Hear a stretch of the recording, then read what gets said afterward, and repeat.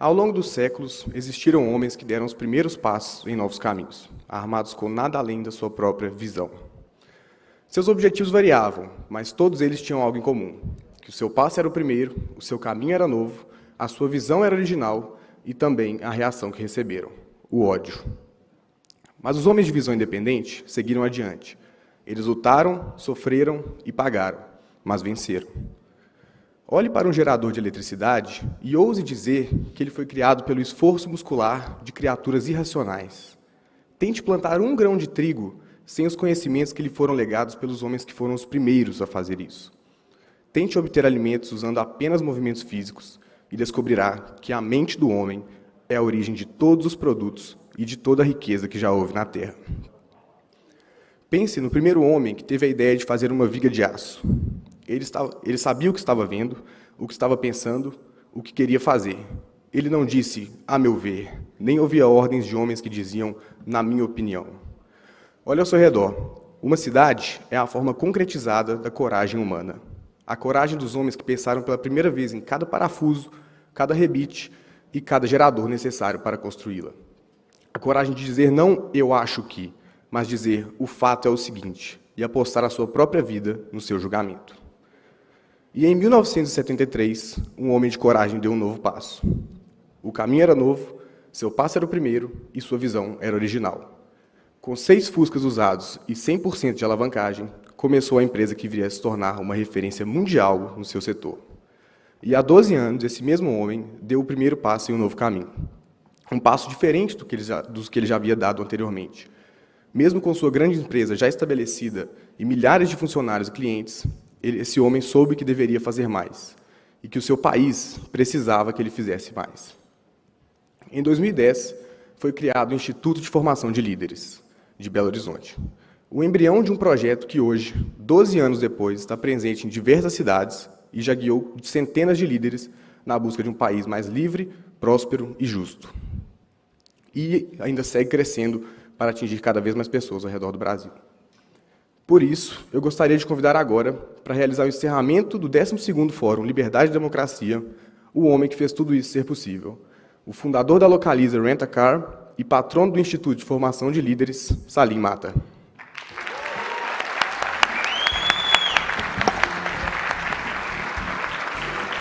E enquanto o Salim se aproxima, uma comunicação muito legal. Neste momento, estamos alcançando mais de 1000 pessoas assistindo simultaneamente ao nosso fórum no YouTube. Muito legal.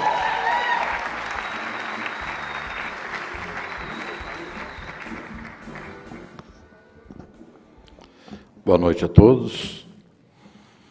Parabéns, Tiago Calab e toda a sua diretoria por esse fantástico fórum que está sendo realizado hoje. E eu quero dizer para vocês que eu me sinto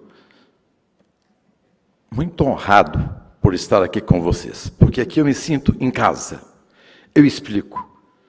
Todos nós, e essas pessoas que estão nos vendo agora, digitalmente, nós temos pontos em comuns. Um ponto em comum é que nós estamos no exercício da cidadania. Nós estamos preocupados com o país. Quando no fórum diz desconstrução do país, realmente nós estamos diante de um processo muito difícil, muito nebuloso, onde o futuro pode ser incerto.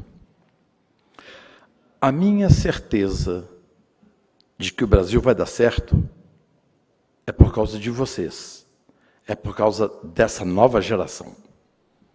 Então, esse exercício de cidadania que vocês estão hoje fazendo, vocês estão deixando seus afazeres pessoais, diversões, para estar aqui discutindo o Brasil.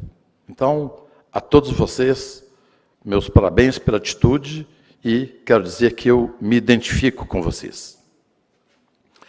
A segunda coisa é que nós temos outro ponto em comum. Todos nós somos amantes da liberdade. Por isso é que nós estamos aqui. Porque nós defendemos a liberdade. Tivemos aqui agora o Marcelo Abrita e o Henrique Viana, dois grandes exemplos de empreendedores. Eu arriscaria dizer para vocês, se o Estado não atrapalhar mais, esses empreendedores são geradores de riqueza, criadores de emprego, eles vão longe.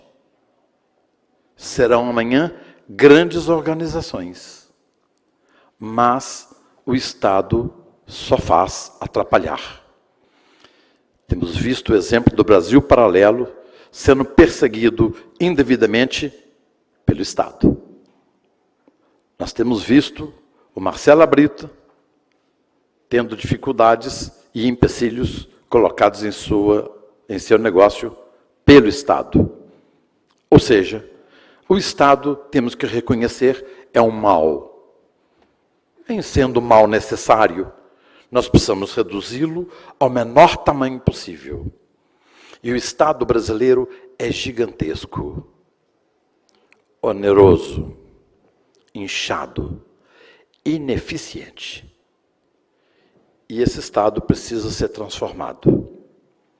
Eu só queria fazer uma rápida consideração para vocês a respeito dessa desconstrução do Brasil. Nós temos hoje 11 milhões de analfabetos e 38 milhões de analfabetos funcionais. Aqueles que não sabem fazer as 4 operações básicas de matemática e aqueles que não sabem traduzir um pequeno texto, interpretar um pequeno texto. Então, por que nós temos, então, 49 milhões de pessoas dessa natureza? Obrigado. É porque a esquerda e a centro-esquerda só se elegem enquanto tem pessoas dessa natureza.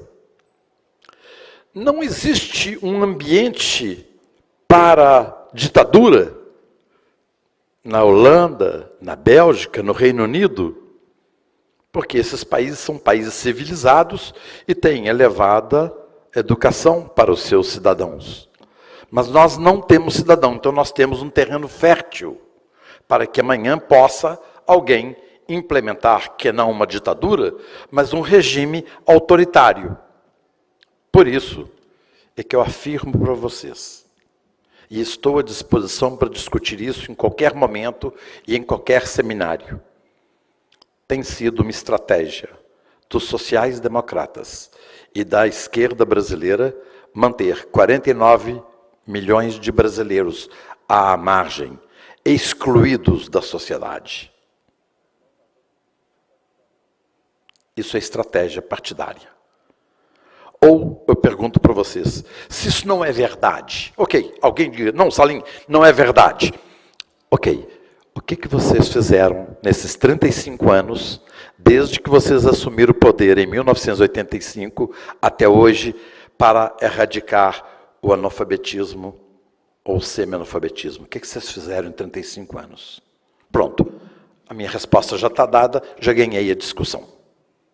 É estratégia, realmente, da centro-esquerda manter esse tipo de sociedade dividida, porque chega um certo momento em que regimes autoritários, às vezes, anulam as pessoas, dando-lhes o básico para a sobrevivência, como acontece em Cuba, como está acontecendo na Venezuela, e poderia estar acontecendo no Equador, na Bolívia, na Nicarágua. Nós precisamos dar dignidade aos nossos cidadãos, aos nossos patriotas. Nós precisamos dar a essas pessoas educação, no mínimo, alfabetizá-los. Uma sociedade que tem 49 milhões, entre analfabetos e analfabetos funcionais, é uma sociedade perdida. É uma sociedade desconstruída. Nós estamos aqui hoje, em diversos painéis, fazendo uma análise de onde nós nos encontramos. E quando eu vi o título bastante intrigante deste fórum, eu fiquei imaginando o que eu deveria falar para vocês. Porque será que o Brasil está, de fato, sendo desconstruído? Porque o analfabetismo já é uma coisa que vem de 35 anos. Eu estou dando dados de 1985. E quando eu falo que 35 anos de sociais-democratas, é porque todos os governos brasileiros, desde 1985, foram de centro e centro-esquerda. Nós nunca tivemos um governo liberal. Agora, mais recentemente, tivemos o candidato Bolsonaro com um espetacular discurso liberal. Uma vez eleito, o exercício tem sido de forma diferente. Então, nós precisamos dar uma chance ao Brasil. E essa chance vem através do liberalismo, através da liberdade. Permitam que o Abrita transforme o mundo dos negócios, que ele cobre mais barato do cidadão. Permitam que o Abrita cresça, mas as forças do establishment, bem entendido que establishment é o executivo, legislativo e judiciário, que cooptaram o Estado. Eu falo que o Estado brasileiro foi privatizado. Nós temos que desprivatizar o Estado brasileiro. E esse Estado está se agigantando, porque junto ao establishment se juntam grupos de interesse de plantão. Em certos momentos, se juntam ao establishment, por exemplo, sindicatos. Na hora de fazer leis, de fazer a Constituição, estão lá os sindicalistas, oportunistas de plantão, para tirarem o seu quinhão. Junta-se ao establishment, a OAB. A OAB na Constituição brasileira colocou e tem privilégios para ela. Se você forma em medicina, você pegou o diploma, você pode ir no dia seguinte arrumar um emprego num hospital. Se você formou em engenharia, você pode entrar imediatamente numa construtora e vai exercer sua profissão. Administração de empresa, qualquer coisa. Direito, não. Direito, você tem que prestar um concurso à OAB, que tem o privilégio e cobra e tem uma receita de R$1,5 bilhão por ano às custas do cidadão. Isso é privilégio. Se você quer saber se uma pessoa é liberal ou não, o jeito mais simples de saber é se essa pessoa é conivente, permite ou aceita privilégio. Um autêntico liberal não aceita privilégios. E para ele, no Estado democrático de direito, os homens são todos iguais perante a lei. Ainda junta-se ao establishment servidores públicos, alguns segmentos de negócio, objetivando ter barreiras de proteção, benefícios, financiamentos subsidiados e outras formas de proteção. E também junta-se a esse establishment, às vezes, alguns criminosos, escondidos atrás de um CNPJ, como, por exemplo, as empreiteiras durante o período do PT, Lula e Dilma, saqueando a Petrobras. Eles são parte do establishment. Tiveram proteção do legislativo, do executivo e do judiciário.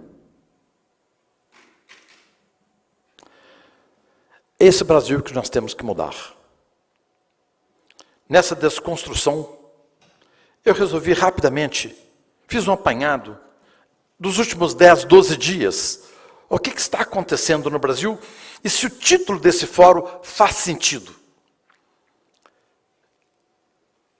Sim, há uma ala que deseja desconstruir o Brasil. E essa ala não está na sociedade civil, não está na iniciativa privada. Quem está tentando desconstruir o Brasil são eles, do establishment. Vou lhes dar aqui rapidamente alguns exemplos. Eu sou muito pragmático e gosto daquele velho provérbio de quem mata a cobra tem que mostrar o pau. Lendo rapidamente o que aconteceu nas 2 semanas, o Tribunal de Justiça do Ceará, agora, em plena pandemia, num país cheio de problemas, milhões de brasileiros desassistidos, procurando-se aumentar a ajuda emergencial de 300 para 400 ou 500 reais. Nesse momento, o Tribunal de Justiça do Ceará está aumentando 430 servidores e mais 10 desembargadores, num custo de 50 milhões por ano. O establishment se agigantando. Está na pesquisa agora, da OCDE, jovens que nem estudam nem trabalham. No Brasil, 35,9%. Da nossa juventude, que são os pilares do país de amanhã. Nós temos 35,9% dos nossos jovens que não estudam nem trabalham. Vimos agora recentemente, no judiciário, para variar no judiciário, 2 bilhões e 400 milhões de indenizações de férias de 60 dias daquelas pessoas que não tiraram férias. 2 bilhões e 400 milhões. Primeiro, tem o privilégio das férias de 60 dias, que nós não podemos aceitar. E agora tem a indenização dessas férias, 2 bilhões e 400 milhões. Imagine esse dinheiro em ajuda emergencial, distribuindo para as pessoas necessitadas. Imagine esse dinheiro melhorando a qualidade dos hospitais do SUS, comprando equipamentos para os hospitais do SUS. Imagina isso, você comprando equipamentos para os nossos policiais, coletes à prova de bala, melhor armamento, notebooks, melhores viaturas, treinamento. Péssima alocação de recursos. Nós estamos vendo aqui agora o assunto do distribuição de absorventes. Claro que a ideia foi politizada, claro que vai ter desvios, corrupção, sobrepreço para a compra de absorvente. É o establishment se movimentando. Muitas vezes até com segmento da iniciativa privada presente. Nós estamos vendo aí o passaporte sanitário no Brasil. Agora, também politizado, Macaé teve cassado, um juiz cassou o passaporte sanitário e imediatamente o ministro Fux pacificou e manteve o passaporte sanitário de Macaé, que se junta a 246 outros municípios no Brasil. A capa da Isto É, dessa semana, trouxe o presidente da República com o estereotipo de Hitler. Tudo normal, tudo bem, nós que somos a favor da liberdade de expressão, entendemos tudo, todo mundo chama Bolsonaro de genocida, acabou, está tudo certo. Nós entendemos que é liberdade de expressão. Como diz o professor Denis Xavier. É bom que essas pessoas se expressem, para que nós saibamos quem são e onde estão. Se essas pessoas se calam, nós não sabemos onde essas pessoas estão. Então nós temos que permitir a liberdade de expressão. Mas fosse aquela capa com o juiz do Supremo, deixo que vocês mesmos façam a sua reflexão do que poderia ter acontecido. Vi que teve o dia do professor, e professores não trabalham no seu dia, mas nós empresários trabalhamos, comerciantes trabalhamos, enfermeiros e médicos durante a pandemia trabalhamos, nós temos o nosso dia, mas nós trabalhamos. Professores não trabalham no seu dia, nem servidores públicos. Opa! Nós somos os pagadores de impostos. Eles são os consumidores de impostos. Isso é privilégio. Nós somos contra esse tipo de privilégio. Se uma empresa privada resolve dar férias de 60 dias, a mim não me interessa. É privado, não custa do nosso dinheiro pagador de impostos. Mas quando o Estado dá privilégio, nós estamos pagando pelo privilégio. Então nós temos que reagir imediatamente. Nós temos 81 senadores. 23, significa mais ou menos 1/4 do Senado, mudaram de partido nessa legislatura. 1/4 do Senado. Então você votou no indivíduo, numa sigla, ele de repente já mudou, no outro partido, que defende outros valores, defende outras proposições.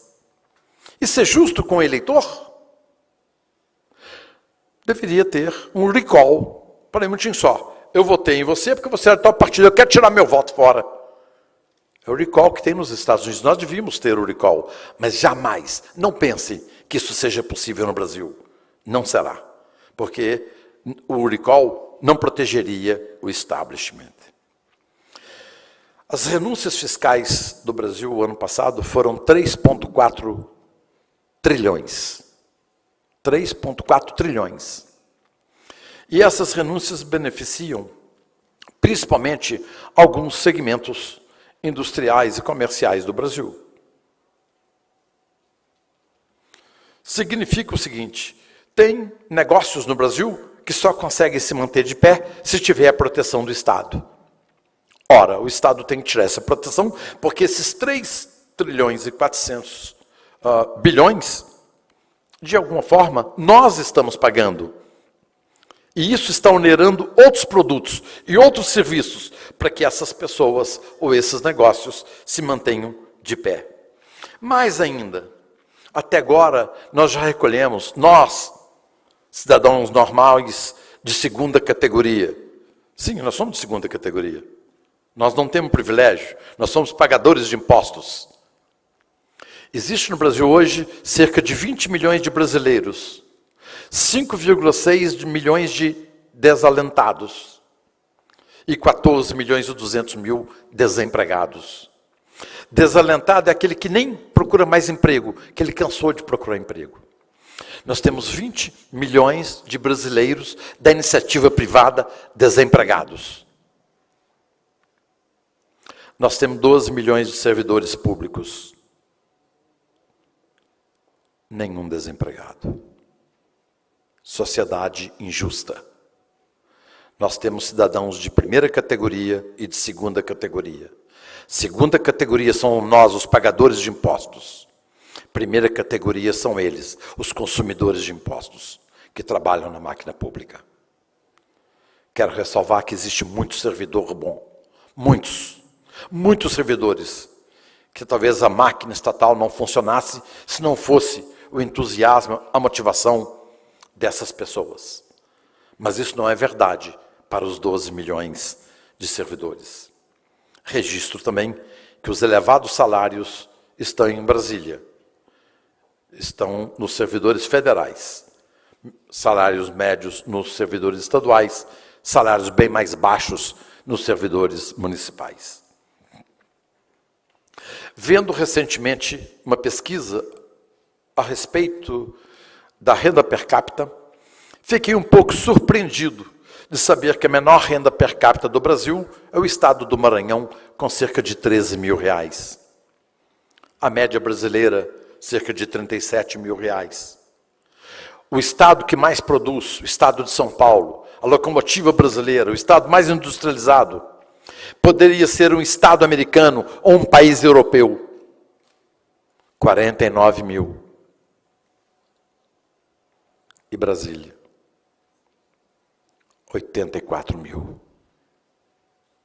Quem nada produz, possui a maior renda per capita.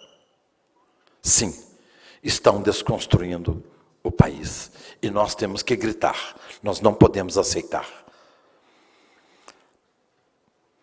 Vimos manifestantes da Vila Campesina invadindo a Associação dos Produtores de Soja em Brasília. O Brasil é o maior exemplo de exportação de soja, o maior exemplo de produtividade de soja, o maior produtor de soja do mundo, trazendo 35 bilhões de divisas para o Brasil. E é invadida, já que não tem direito de propriedade no Brasil, é uma falácia. É uma falácia, não existe direito de propriedade no Brasil. No mesmo artigo que diz que existe o direito de propriedade, em seguida diz que a propriedade vai atender a sua função social. Então, não existe direito de propriedade no Brasil. Até porque não existe o direito de propriedade, vou dizer para vocês mais uma. O STJ, cerca de uma semana atrás, pacificou que um ladrão armado, se ele arrebentar a fechadura da sua casa e entrar na sua sala, e você, de alguma forma, prendê-lo, ele não será processado e ele não cometeu um crime. Porque era uma mera verificação para o roubo, que não aconteceu. O STJ, por favor, está aí publicado semana passada. Seria mero ato preparatório para o roubo. Armado, arrebenta a porta da sua casa, entra na sua sala, armado. Você consegue segurar o ladrão, mas talvez, cuidado, você poderá ser processado. O ladrão poderá fazer exame de corpo de delito e você vai ser processado. Porque ao segurar o ladrão, você machucou o ladrão. É a lei brasileira. Deve ter advogados presentes aqui, sabe de que eu estou falando. Isso é uma desconstrução do país. Estamos vendo a gasolina cara, conta de energia elétrica cara. O imposto sobre gasolina é 129% do custo dela. 129%. Alguém fala 50%, 60%. Sim, 60% de cima para baixo. Da gasolina de 7, 3,50 imposto. Ok. Não, mas da gasolina de 7, o custo é 3. Então é 129% de imposto sobre combustível. O imposto sobre energia é de 92%. Uma conta de energia de 100 de custo, você paga mais 92 de imposto, você vai pagar naquele mês 192%. Isso o governo não fala. Isso o governo não fala. Não há essa transparência. Vendo ainda essa semana, uma escola do interior de Goiás, ensinando cálculo, dá como exemplo 1 quilo de cocaína, para se fazer o cálculo de volume. Olha onde nós estamos. Esse é o legado de Paulo Freire. Esse é o legado de Paulo Freire, a educação brasileira, que deixa essas pessoas, muitos de nós, temos uma mente enviesada, é porque desde a escola até formando na universidade, nós fomos bombardeados com ideias erradas. Daí Paulo Freire ser tão idolatrado pela esquerda.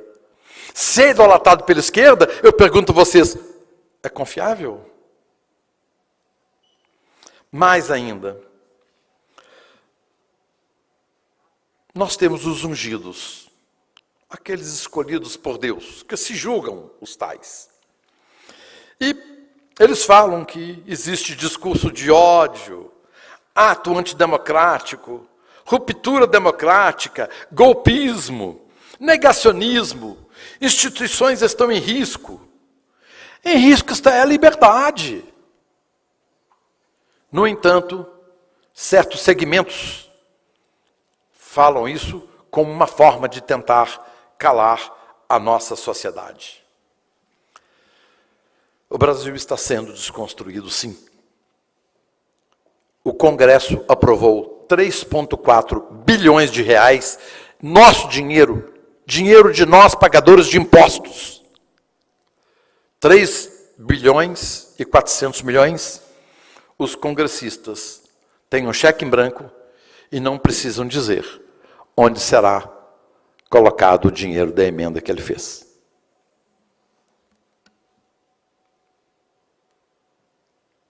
Eu sei que vocês não estão acreditando muito nisso, mas, gente, 3 bilhões e 400 milhões. Os nossos congressistas, deputados e senador, podem distribuir para onde quiser, sem prestação de contas. O dinheiro não pertence ao governo. O dinheiro não é do Estado. O dinheiro é nosso, dos cidadãos pagadores de impostos. Aquelas pessoas do governo são meros administradores do nosso dinheiro. Estão, sim, desconstruindo o Brasil. Quando o STF proíbe a polícia do Rio de Janeiro subir ao morro. Então, os bandidos estão à solta e aumentou as taxas que cobram dos pequenos estabelecimentos. Imagina, o Supremo do Brasil proíbe a polícia de subir o morro, de colocar ordem na favela. Eu quero lembrar a vocês que, de alguma forma, a bandidagem também faz parte do establishment. E por uma parte desse establishment é protegida. Continuemos. No Brasil, a politização, essa polarização, tem prejudicado muita coisa. Quem não é a favor de uma melhoria do carro que nós usamos, tendo melhor performance por litro de combustível, o pneu durando mais, poluindo menos o ambiente? Quem é contra uma melhoria? Melhoria de uma caneta que não borra, que escreve mais tempo do que uma caneta normal? Quem é contra a melhoria de um aparelho de eletrodoméstico que consome menos energia e pode dar mais retorno ao usuário? Mas urnas eletrônicas não pode melhorar. Ela já é perfeita. Ela é absolutamente perfeita. Não pode ser melhorada. Então, a politização no Brasil fez com que o debate de uma urna auditável não fosse adiante. E também a reforma administrativa, que vocês estão sentindo aí, na hora que vai colocar membros do judiciário, a reforma imediatamente derrapa e não vai. E o caso dos absolventes também, outra politização. Então, nós temos um país muito polarizado no momento e, com isso, foi suprimida a sensatez, a moderação. E, por parte dos nossos políticos, está faltando patriotismo de colocar a causa Brasil em primeiro lugar. Está faltando dinheiro no Brasil. Nós temos muita gente pobre, sem teto, morando debaixo de viaduto. Nós temos centenas de brasileiros necessitando de um apoio financeiro. Ok. O STF contrata, por apenas R$32 mil, uma palestra motivacional. No momento de pandemia, com 20 milhões de desempregados, eu preferiria R$32 mil, escolher 32 brasileiros desempregados e dar R$1.000 para cada um. É muito melhor essa alocação de recursos do que uma palestra motivacional para o STF, que tem os melhores salários, não tem desemprego e tem também uma boa culinária.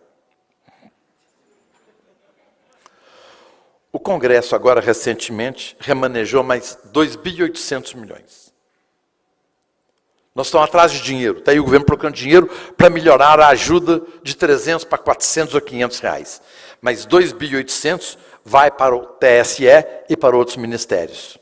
Eu quero mostrar para vocês que não falta dinheiro no Brasil. Nós, os pagadores de impostos, já pagamos até agora 2 trilhões de reais. Não falta dinheiro no Brasil. O que falta é responsabilidade, seriedade na alocação desses recursos que deveriam ser feitos em benefício do cidadão. Vi a semana passada, consternado, uma licitação para a contratação de 2 agências de publicidade. 510 milhões de reais para gastar com publicidade de governo.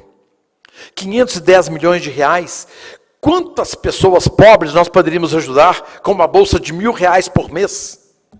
São 12 mil reais por ano para cada um. Divide 510 milhões de reais por 12 mil reais, você vê quantas pessoas você poderia cuidar. Um país com tanta desigualdade e pobreza, nós vamos investir em publicidade de governo. Mais ainda, 527 milhões foram aprovados na semana passada para fazer propaganda partidária para os partidos políticos. Vocês não acham que 527 milhões poderiam ser melhor alocados, distribuindo para as pessoas mais necessitadas, construindo creches para que as mães pudessem trabalhar fora, ampliando o número de quartos do SUS, ou construindo novos presídios para dar um pouco mais de dignidade a toda a população carcerária? Não. Os nossos líderes de plantão, membros do establishment, preferem gastar 510 milhões em publicidade, 527 milhões em propaganda partidária. Isso sim é desconstrução do Brasil. E o máximo que eu vi, a CPI da... Eu nunca assisto uma CPI, gente, nunca assisto uma CPI, que eu acho uma perda de tempo. Mas como o Luciano Hang ia lá, eu resolvi assistir. Há muito tempo eu não assisto alguma coisa tão boa. Apesar de bom seriado do Netflix, bons filmes na Apple TV, foi espetacular o Luciano Hang no Senado. Espetacular. E o que eu mais gostei foi na hora que um senador ficou muito bravo e disse que teria que ser chamado de excelência. Opa! Excelência é o pagador de impostos. Você é servidor público. Você deve satisfação ao pagador de impostos. O certo seria, quando nós visitarmos qualquer um dos três poderes, eles nos chamarem de excelência. Pois não, em que posso servi-lo? Porque nós é que pagamos o salário dessa cambada. Nós é que pagamos os benefícios, os privilégios que eles têm, as mordomias. Nós é que deveríamos ser excelência. Está invertido essa pirâmide. Nós não podemos aceitar isso. Certa vez eu fui a uma CPI em São Paulo, por causa de industrialização de empresas de São Paulo, sendo instaladas na divisa, em Minas Gerais. Por falta de hábito, você usualmente chama a pessoa de senhor, senhora, você, porque nós somos informais na iniciativa privada. E eu chamei um deputado de senhor. Fui duramente repreendido. Deveria tê-lo chamado de excelência. E aí eu vi que o Brasil que nós temos construído, principalmente nesses 35 anos de social-democracia, porque o social-democrata defende o Estado gigantesco, o Estado onipresente, o Estado que acha que o cidadão é um boçal, não sabe decidir por ele, então nós vamos decidir por ele. A vacina é obrigatória, você é obrigado a votar. Esse é o Estado social-democrata. Sim, PT, PSOL, PSDB, são todos sociais-democratas. Alguém deve ter pensado, mas o DEM não é. O DEM é. Ele é de centro-esquerda, de vez em quando ele coloca um pezinho na direita. Tanto é que o Rodrigo Maia, do DEM, enquanto era presidente da Câmara, não permitiu passar a autonomia do Banco Central, que o Lira, em 2 semanas, conseguiu passar. Então, como o DEM é um partido de centro-direita? Não, não é. Não é. Com tudo isso que eu estou lendo, muita coisa disso aqui está envolvido o DEM. O que é que nós temos, então? Nós temos um país que está viciado, com 35 anos de governos sociais-democratas, a favor do Estado e contra o indivíduo, a favor do governo contra o cidadão. Eu vi o comentário aqui a respeito do lucro. O Estado coercitivo nos obriga a pagar impostos. Ele retira o dinheiro do nosso bolso. E se você não pagar, você vai ter seus bens tomados, você pode ser preso e você vai perder, inclusive, o seu CPF por muitos anos, que você não poderá mais abrir um estabelecimento comercial. Esse é o Estado coercitivo. Diferentemente da iniciativa privada. A pessoa que usa o BUSE, ou que se associa ao Brasil Paralelo, ou que vai numa farmácia, compra um remédio, ou num supermercado, ele está indo por livre e espontânea vontade. E o lucro da iniciativa privada é um lucro ético. Não estou falando de empreiteira não, tá?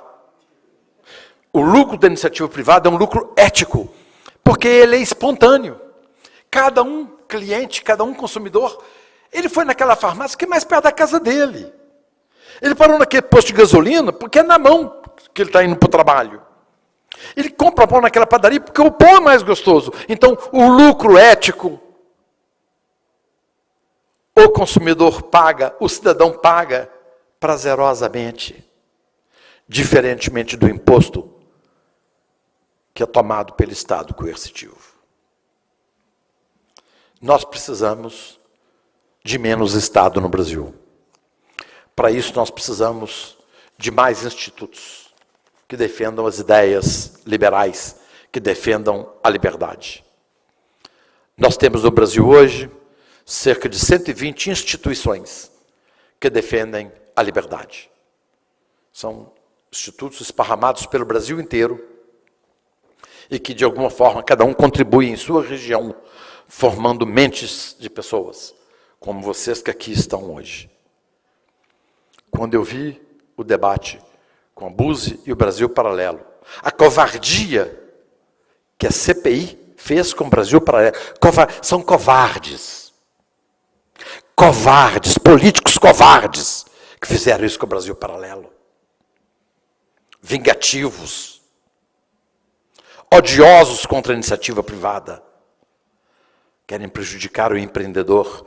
E quando eles prejudicam o Brasil Paralelo, eles estão prejudicando todos nós da iniciativa privada.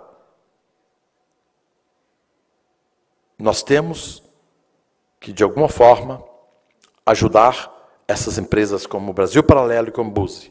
Brasil Paralelo. Assine Brasil Paralelo. É a melhor forma de a gente responder ao establishment. É dando o nosso apoio.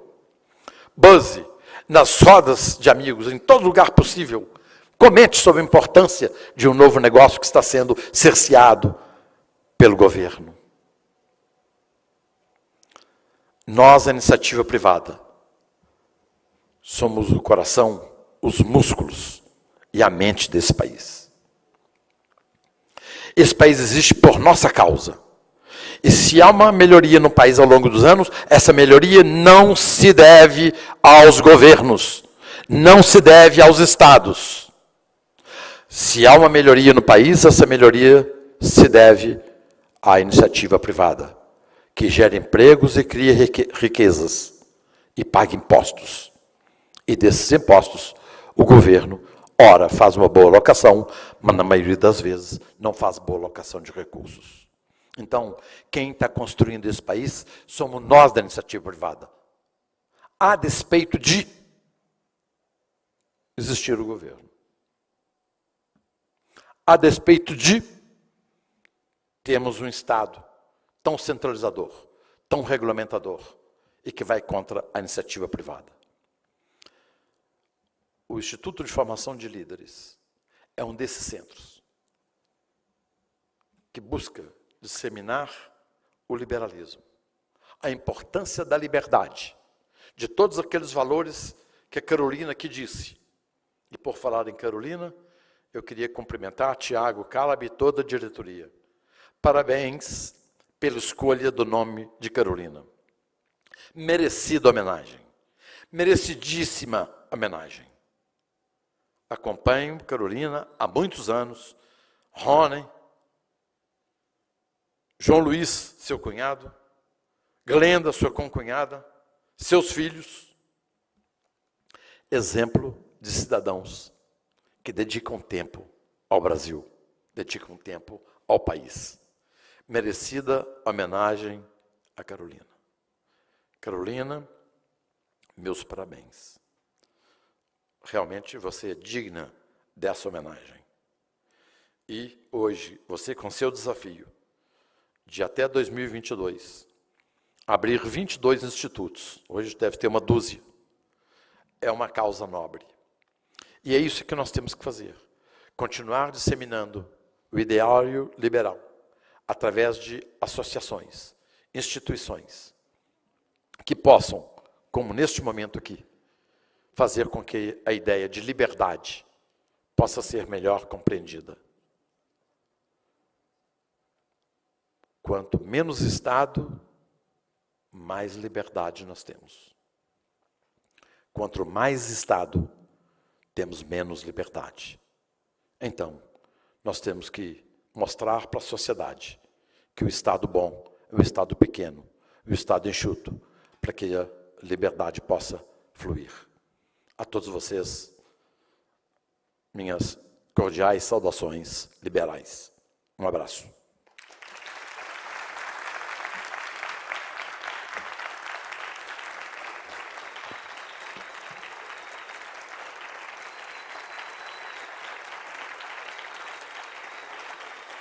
Agradecemos ao Salim Matar por nos deixar tantas ideias, tantas provocações. Vamos ter bastante sobre o que refletir. Agradecemos mais uma vez a presença de cada um de vocês aqui no Teatro do Centro Cultural Unimed BH Minas e a todos que viabilizaram a realização deste fórum. Patrocinadores, a Drogaria Araújo, Araújo Drogaria Drugstore, Araújo Fontes Assessoria de Confiança, AVB Aço Verde Brasil, Buzer, Dana Cosméticos, Évora Holding Company, Minas Tênis Clube, PAD Comunicação, Retail Media, Unimed BH. Esperamos que as ideias aqui debatidas inspirem cada um de nós a fazer parte da construção de um país mais consciente e livre. A todos vocês, o nosso muito obrigado, uma boa noite.